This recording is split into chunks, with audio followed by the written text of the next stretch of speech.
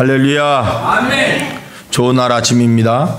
주 예수님의 은혜와 또 기쁨과 사랑이 이 자리에 모인 우리 모두에게 충만히 임하기를 주님의 이름으로 축복합니다. 아멘. 오른손 들고 인사하겠습니다. 할렐루야. 아멘.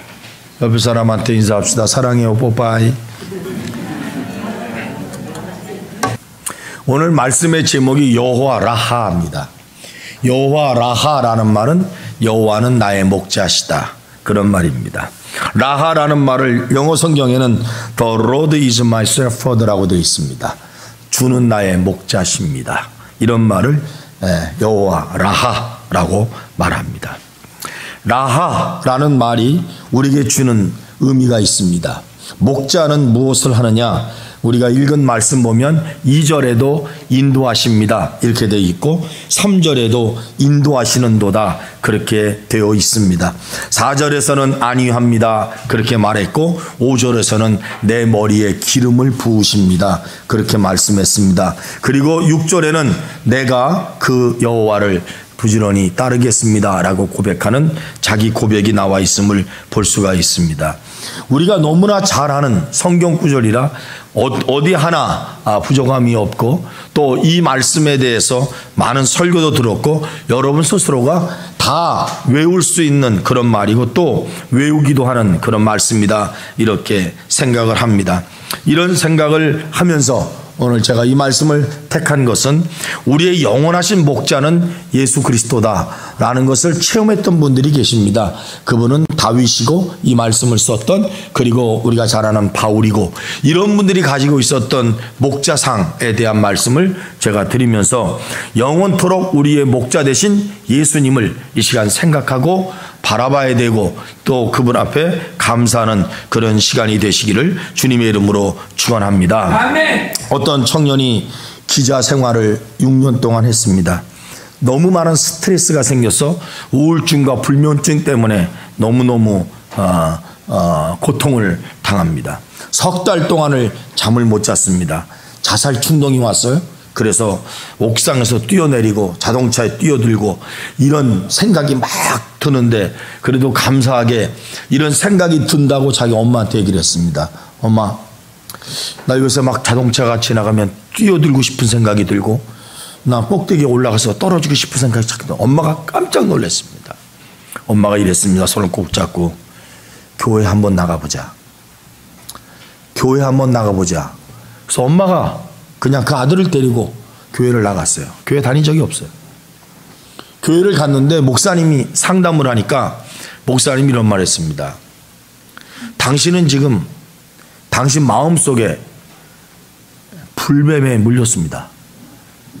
이스라엘 백성들이 광야에서 진짜 불뱀에 물렸을 때 놋뱀을 만들어 놓고 하나님이 말씀하시기를 이거 보면 산다. 그래서 이스라엘 백성들이 그거 보고 많이 살았습니다. 당신 안에 있는 불뱀을 잡아야 됩니다. 이 불뱀을 잡지 못하면 그 불뱀이 당신을 죽입니다. 그렇게 말씀해 주셨어요. 그래서 그러면 제가 뭘 할까요? 뭐 교회도 나온 지 처음이고 엄마도 모르고 기도도 못하고 그러니까 성경을 하루에 한 장만 읽으라고 그랬어요. 많이 읽으면 읽지도 못하고 지겹고 그러니까 하루에 한 장씩만 읽어라. 한 달이 딱 지났어요. 마음속에 있는 불뱀이 사라졌어요.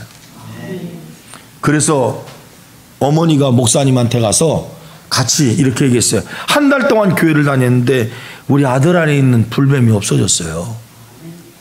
그래서 엄마가 목사님에게 한 말이 있어요. 우리 아들을 인도해 주셔서 감사합니다. 그게 인도자입니다. 목자라 그런 거예요. 우리가 보통 이런 말을 합니다. 예배를 드릴 때 예배의 사회자라는 말을 잘 안 씁니다. 예배는 인도자 이런 말을 쓰고 장로교에서는 집례자라는 말을 씁니다. 집례자라는 말을 쓸 때는 성찬을 집례한다거나 그리고 세례를 집례했을 때 집례자라고 씁니다. 대부분의 교회는 거의 인도자라고 말을 합니다. 왜 예배를 인도자, 집례자라고 그럴까? 결혼식장에서나 아니면 무슨 회의나 국회의원이나 이런 거 하면 앞에서 다 사회를 봅니다. 사회는 멘트를 하는 겁니다. 멘트. 지금 이 시간에 뭘 하겠습니다. 멘트를 하는 겁니다. 그런데 교회에서 하는 모든 멘트는 멘트가 아니라 인도해 가는 겁니다. 그래서 교회는 인도자라고 합니다. 구역장을 우리는 인도자라고 말합니다. 구역을 인도하는 사람, 구역 강사를 구역을 인도하는 사람이라고 말합니다. 그런 사람들을 구역 사회자 이런 말을 저희들은 안 씁니다. 다 교회에서는 인도자라는 말을 씁니다. 자, 여호와는 나의 목자라고 했었을 때 그분은 누구시냐? 우리를 인도하시는 분이다. 여러분, 목사는 뭐냐? 성광교회 목사는 성광교회 성도들을 주님의 나라까지 잘 인도하는 사람이다. 또 우리의 영원하신 목자는 누구시냐? 예수님입니다. 저도 여러분들을 이끌어가는 주체가 아닙니다. 저를 이끌어가는 주체는 예수님이십니다. 저도 그분을 따라가고 그분이 오라는 대로 가는 목회자일 뿐입니다. 그랬을 때 우리 모두는 우리의 영원하신 목자 예수님을 바라보고 살아야 될 줄로 믿습니다. 제2차 세계대전 때 콰이강 다리를 차지하기 위해서 치열한 전투를 벌이죠. 영국군하고 일본군하고 싸웁니다. 저는 콰이강의 다리 1을 봤습니다. 2는 안 봤는데 콰이강의 다리 1을 끝내고 나서 콰이강의 다리 2를 합니다. 이 다리를 놔야 되는데요, 포로들이 다리를 놓습니다. 일본 사람들이 다리를 놓으려고 그러는데 영국군 연합군 포로들을 데리고 다리를 놔요. 그러니까 포로들이 함께 모여서 의논을 합니다. 이 다리를 우리가 놔줘야 될 것이냐 말아야 될 것이냐. 포로로서 우리 죽어도 다리 못 놓는다 그러면 다리를 못 놓는 거예요. 근데 거기에 이제 장교들도 붙잡히고 그랬잖아요. 그분들이 의논하기를 고민하다가 다리를 놔주는 거로 합니다. 그래서 다리를 거기가 이렇게 놔요. 그때 이제 이 다리를 놓을 때 거기 장면이 제2의 콰이강의 다리 2에서 나오는데, 군함이 침몰하고 군인들이 바다에 빠져 죽고 판자라도 겨우 잡고 살려고 고개를 내밀었는데, 두 사람이 큰 널빤지 같은데 이렇게 이제 먼저 올라와서 떠다니는, 이게 누워 있어요. 거기 누워 있는데 그 만신창이가 된 두 병사가 거기 누워서 부르는 이 읊조리는 노래가 있습니다. 그게 내가 사망의 음침한 골짜기로 다닐지라도 해를 두려워하지 않을 것은 주께서 나와 함께 하심이라. 주의 지팡이와 막대기가 나를 안위하시나이다. 몸은 만신창이가 되었는데 그 널빤지 조각 붙잡고 그 위에서 두 사람이 똑같이 이걸 읊조리고 있어요. 이 믿음의 고백이 어디서 나올까? 영화 속에서 나온 거 말고 우리 삶 속에서 과연 이런 믿음의 고백이 나올 수가 있을까? 이런 고백이 나오는 건 간단합니다. 내가 믿는 하나님이 누구시냐? 내가 믿는 하나님이 어떤 하나님이시냐?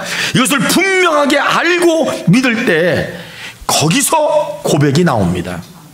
오늘 이 두 사람은 만신창이가 된 몸으로 결국 모든 배가 다 빠지고 사람이 죽고 널빤지 하나에 붙잡고 목숨을 건 상태지만 거기서 여호와는 나의 목자를 고백하고 있는 겁니다. 어떤 상황, 어떤 모습, 그런 가운데서도 우리가 살면서 처하는 모든 그 환경 가운데서 좋을 수도 있고 좋지 않을 수도 있고 그렇게 있지만, 그러나 하나님을 확실하게 믿고 여호와가 나의 목자시다 라고 그렇게 믿는다면, 지금 널빤지 하나의 망망대해에 떠내려가는 상황이지만 거기서 그가 나를 푸른 초장으로 인도할 것을 믿는 마음이 생긴다는 거죠. 하나님은 나의 목자시라고 할 때 나를 푸른 초장에 누이실 때가 있다는 거죠. 내가 지금 어려움이 있고 고난이 있고 고통이 있고 그럴 때도 하나님이 나를 좋은 곳으로 인도한다는 것을 믿는 것이죠. 이것이 여호와는 나의 목자시라고 고백하는 사람들의 믿음입니다. 우리는 이런 믿음이 있습니까? 어떤 환경에서든지 여호와는 나의 목자시다 라고 그렇게 생각하고 고백하십니까? 목자라는 뜻이 뭘까? 여호와는 나의 목자시다 라는 의미를 생각하겠습니다. 첫째, 인도하시는 대로 따라가겠다는 거예요. 여호와는 나의 목자시다라고 했을 때 인도하는 대로 따라가시겠다는 거예요. 안 따라가면 목자 안 하면 그만입니다. 나는 저 사람 안 따라갈래. 그럼 빨리 딴 데로 가셔야 됩니다. 예수님은 나의 목자라고 그랬을 때 그분만 바라봐야 됩니다. 그분만 따라가야 됩니다. 그것이 예수님은 나의 목자라고 우리가 고백할 수 있는 겁니다. 예수님은 하나님 나의 목자. 뉴질랜드에 양이 굉장히 많대요. 전 뉴질랜드에 안 가봤습니다. 호주밖에 안 가봤는데. 그 다음에 양을 많이 봤어요. 이스라엘 양도 보고 파키스탄 양도 보고 뭐 이집트 양도 제가 봤어요. 많이 봤어요. 호주의 양은 좀 깨끗해요. 호주의 양은. 파키스탄에 있는 양들은 좀 더럽더라고. 이 이집트, 성경에 나오는 모압, 암몬, 지금 말하면 요르단, 이쪽 양들이 참 좋아요. 시내산에 있는 양들도 제가 봤는데요. 양들이 좀, 우리가 양 그러면 어떤 생각이 들어요? 털이 보시보시라고 그냥 하얗게 빛나고, 뉴질랜드에 가서 봐야 돼요, 그건. 이쪽 동네로 가면은 죄송합니다. 뭐가 온몸에 그냥 오물이 더덕더덕 묻고 이런 것들이 많아요. 그거 다 깎아서 빨아가지고 저와 여러분들이 입는 옷을 만드는 거예요. 할렐루야. 그게 울로 만든 옷이란 말이죠. 그런데 누가 그러더라고. 뉴질랜드의 양과 이스라엘의 양이 다르다는 거예요. 왜 다르느냐? 뉴질랜드는 사람이 400만 명이래요. 사는 게 400만 명인데 양은 7천만 마리랍니다. 놀라지도 않아. 인구가 400만인데 양이 7천만 마리니까 사람보다 양이 훨씬 많아. 그런데 뉴질랜드는 양을 해하는 그러한 나쁜 짐승이 없대요. 그래서 마음껏 풀어놔도 자기네끼리 그냥 먹고 살고, 그리고 이제 사람들이 이제 드실 때가 되면 와서 알아서 이제, 이게 뉴질랜드 양 그렇게 평화롭답니다. 이스라엘은 달라요.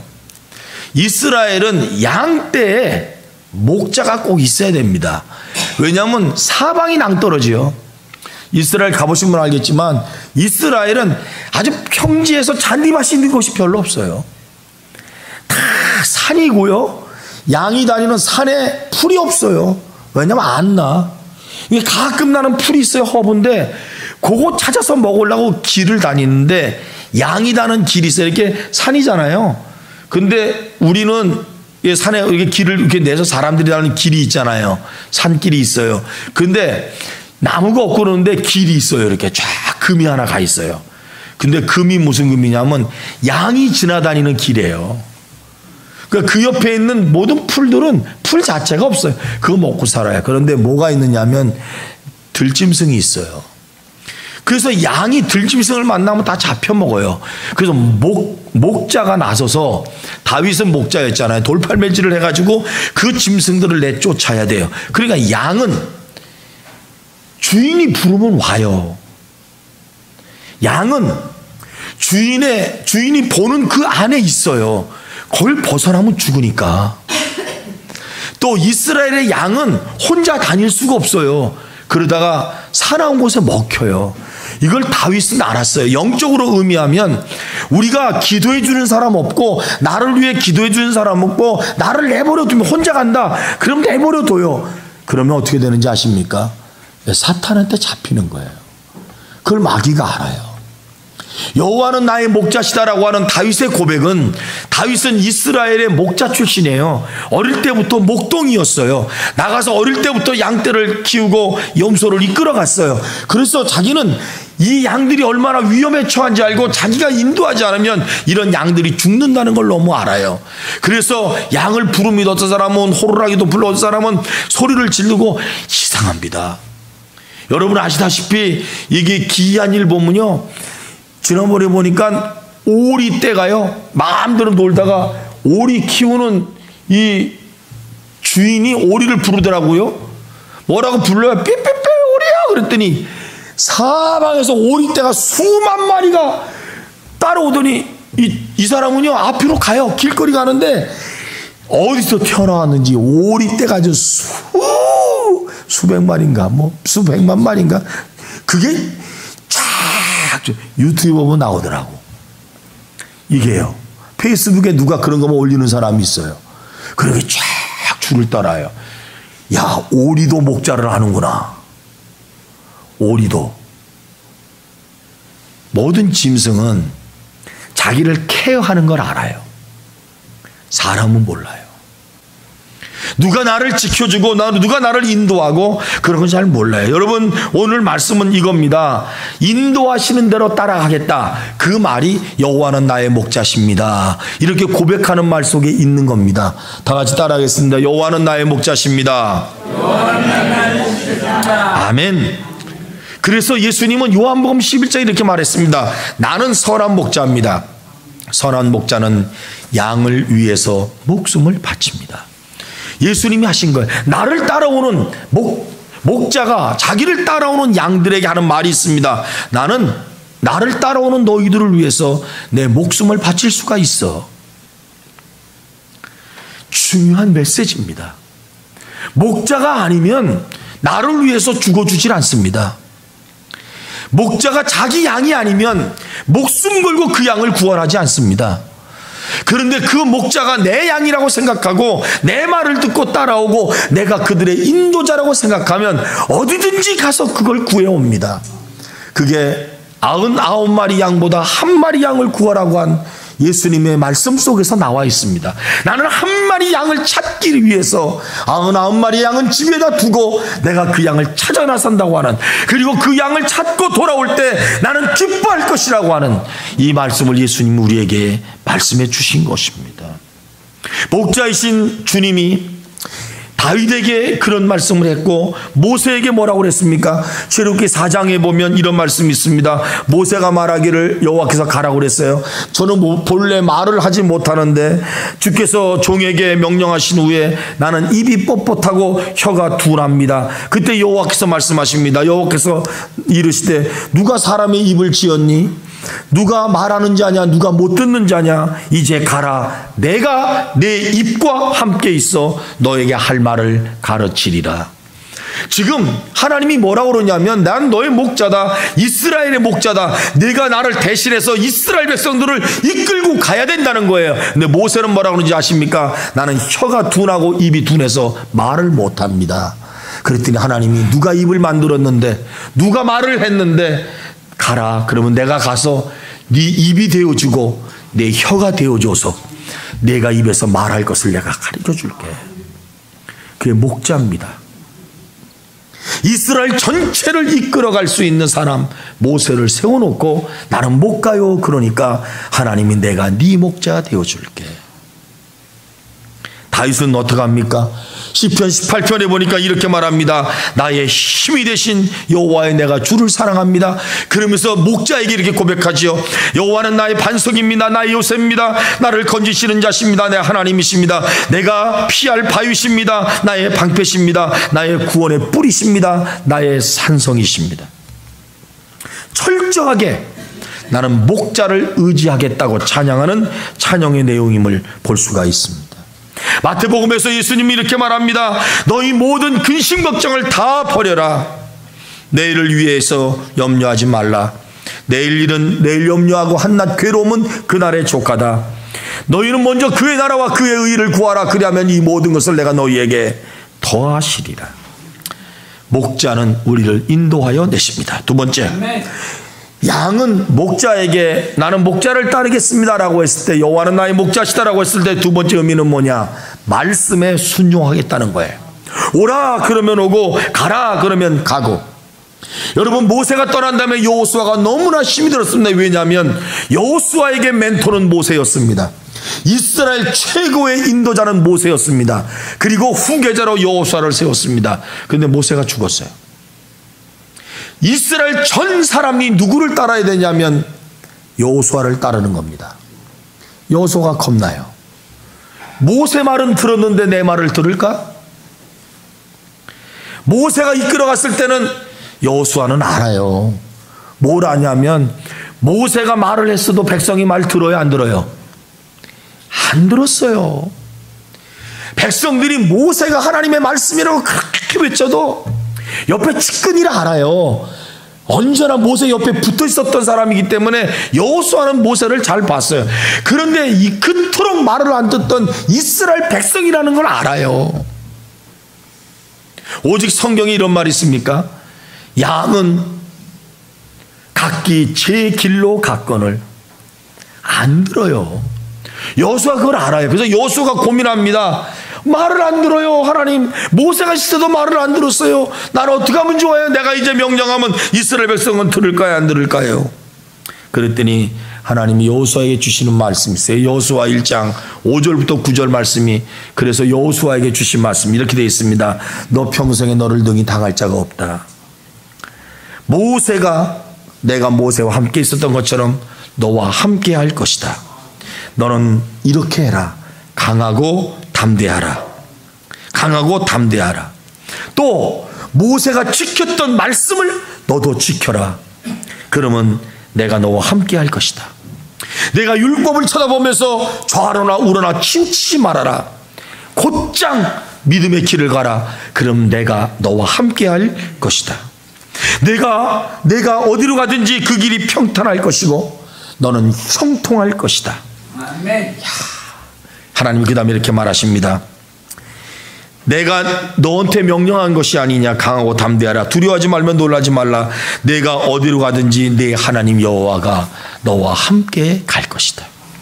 이게 귀중한 말씀, 무슨 말씀이냐면, 내가 말씀만 믿고 말씀만 순종하고 가면 나 너 떠나지 않는다는 거예요. 저 여러분들이 말씀 안에 서시기를 바랍니다. 아멘. 말씀만 따라가시기를 바랍니다. 아멘. 절대로 하나님이 우리를 버리신 적이 없습니다. 아멘. 미국의 대통령인 앤드류 존슨에 대한 이야기 여러분 아십니까? 어렸을 때부터 엄마 붙잡고 살았죠. 엄마 안 붙잡고 사는 사람이 어디 있습니까? 어머니가, 그러니까 존슨 3살의 아버지가 돌아가셨어요. 초등학교 다니다가 돈이 없어서 못 다녔어요.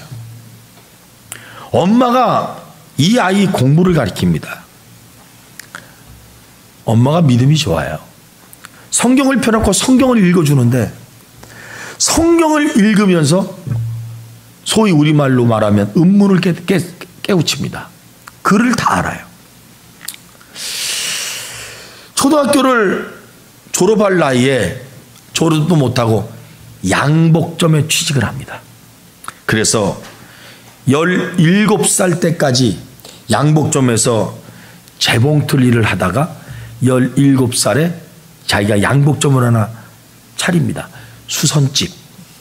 그때 옆집에 살았는지 그 동네 살았는지 구두 수선공이 한 사람이 있었어요. 참 젊은이가 괜찮아. 그래서 자기 딸과 결혼시킵니다. 그 재봉틀하는 양복 수선집 이 사람이 구두 수선집 딸하고 결혼을 해요. 근데 구두 수선집 딸이 굉장히 똑똑합니다. 이 부인이 정말 남편을 위해서 희생으로 공부 가르치는데, 이 사람이 배우기 시작하는데요, 모르는 것들을 알기 시작하니까 신비로워. 옛날에 양복 기술하고 재봉틀 하는데 신비롭거든. 근데 공부를 하는데 공부가 너무 신비로워. 그래서 막 열심히 공부했는데요, 밤을 새워서 이 사람이 테네시 주지사가 됩니다. 양복점 하는 사람이 주지사가 돼. 부인이 가르쳐 준 거예요. 그리고 상원 의원이 되고 미국 제17대 대통령이 됩니다.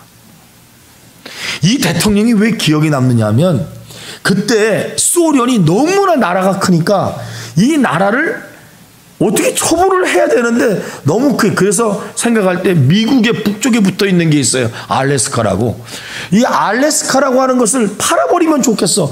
무지무지 큽니다, 이 알래스카가. 그런데 이게 다 얼음덩어리거든.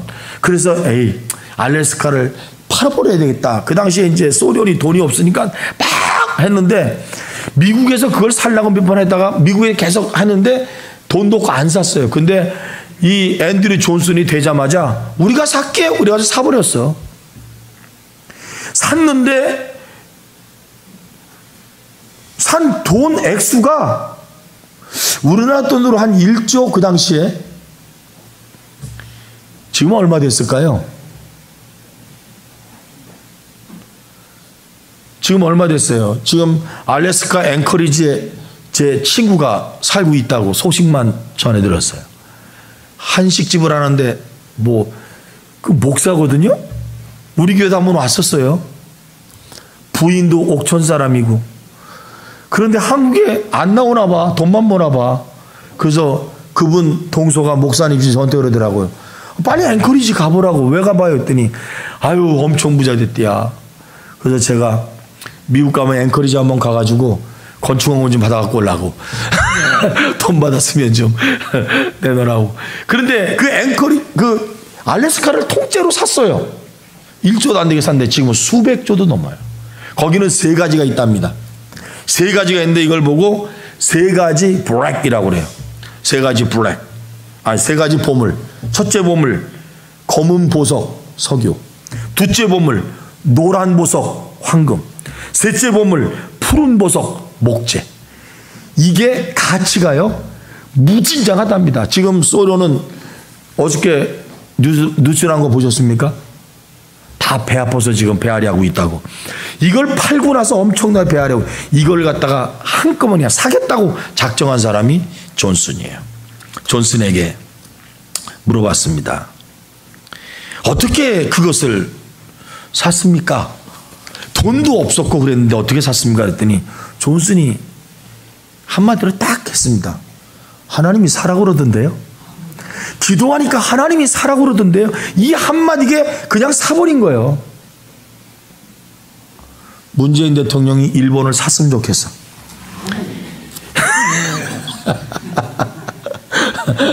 하나님이 사라고 그랬다고. 일본이 팔자 말지는 모르지만 만주 땅을 샀으면 좋겠어. 우리나라 만주 땅. 그 만주에 가서 말 한 번 타고 싶어. 제주도 가서 말도 못하고 왔지만 만주 땅이 누구 땅? 우리 형님 연기 소문이 달리던 땅. 보세요. 하나님의 여호와는 나의 목자시다라고 했을 때 나는 당신의 말씀에 순종하겠습니다 라는 그런 의미가 있다는 거죠. 세 번째, 여호와는 나의 목자십니다라고 했을 때 당신은 나에게 상을 주시는 분입니다. 당신은 잘해주시고 상을 주시는 분입니다. 상을 주시는 분입니다. 마지막 얘기 하나 하고 마치겠습니다. 다 아는 얘기지만 에릭 리틀이라는 사람이 1924년에 영국 올림픽에 참석을 했다가 영국의 100m 달리기 선수잖아요. 이 사람은 1등, 무조건 1등입니다. 세계에서 그 사람을 따를 수가 없었어요. 근데 주일날 결승전이 열렸는데 안 나가버렸습니다. 예배 드리러 갔어요. 신앙에 갈등이 많이 있는데 예배를 드릴 것이냐 달리기를 할 것이냐. 그래서 예배를 드리기로 작정을 했습니다. 예배를 드렸어요. 비난이 온 국민이 비난을 하는데 이 비난이 장난이 아닙니다. 너무너무 가슴이 아팠어요. 그때 그러면 400m라도 출전해봐. 그래서 400m에 출전을 합니다. 100m 선수가 400m에 출전을 하니까 말할 수도 없죠. 그가 출선선상에 섰을 때 친구가 쪽지를 하나 줍니다. 이게 이제 굉장히 중요한 쪽지입니다. 그 쪽지가 이런 쪽지입니다. 내가 나를 부인하면 하나님 앞에서 내가 너를 부인할 것이요, 내가 나를 시인하면 하나님 앞과 사람 앞에서 내가 너희를 시인하리라. 아멘. 이 말씀을 딱 줬는데요, 에릭이 이걸 딱 받자마자 그는 주일날 예배 드린다고 하나님 앞에 갔는데 그것 때문에 욕을 먹었어요. 그런데 하나님을 부인하지 않고 시인한 그것 때문에 나는 하나님이 나를 시인해 줄 거라고 믿었어요. 그때요, 안 뛰던 종목 3가지에서 금메달을 다 땄습니다. 하나밖에 못 딸 사람이. 사랑하는 성도 여러분, 그는 이렇게 말했습니다. 저는요, 하나님의 이름이 욕먹히지 않으려고 주님의 이름을 위해 난 뛰었습니다. 아멘. 여호와는 나의 목자시라고 했을 때 그분의 이름을 부르고 그분을 따라 사는 사람들에게 주시는 하나님의 상급이 반드시 있다고 믿으시기를 주님의 이름으로 축원합니다. 아멘. 여호와는 영원토록 우리의 목자 되심을 믿고 사는 성도함께 성도님 되시기를 예수님 이름으로 축원합니다. 아멘. 고맙고 감사하신 아버지 하나님, 귀한 말씀 감사합니다. 주님은 나의 영원한 목자이심을 우리가 믿고 확신하고 살아갈 수 있도록 축복해 주시옵소서. 예수님의 이름으로 기도드립니다. 아멘. 아멘. 예수의 이름으로 나를 일어서리라. 주가 주신 능력으로 나를 일어서리라. 원수가 날 향해 와도 쓰러지지 않으리.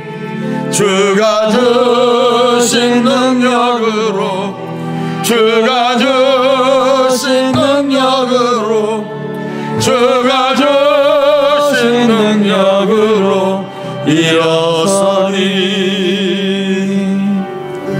기도하겠습니다. 지금은 우리 구주 예수님의 은혜와 극진하신 하나님 아버지의 사랑하심과 우리를 돌보시고 인도하시고 교통하시고 위로하시는 성령님의 은총이 아멘. 이곳에 머리 숙인 모든 성도들 머리 위에 지금부터 영원토록 함께하옵시기를 목자 되신 예수님의 이름으로 축원하옵나이다. 아멘.